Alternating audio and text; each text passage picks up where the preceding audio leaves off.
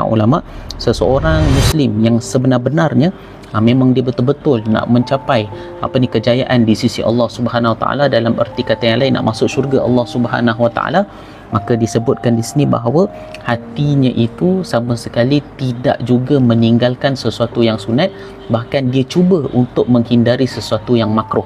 Makruhnya apa? Makruh ini kalau kita buat tidaklah menjadi dosa, tetapi kalau kita meninggalkan ianya disukai oleh Allah Subhanahu Wa Taala. Jadi tambahan, in addition, orang kata tambahan daripada perkara yang wajib itu.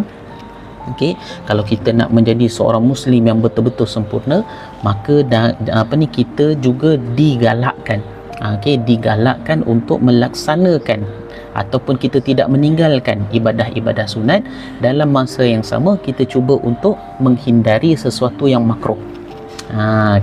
Jadi apabila ada perkara yang wajib kita laksanakan, iaitu perkara yang fardu, kemudian kita tambah lagi dengan ibadah yang sunat, kemudian kita cuba untuk meninggalkan sesuatu yang makruh ini, maka lengkaplah kita menjadi seorang muslim, seorang mukmin yang terbaik di sisi Allah Subhanahu Wa Taala.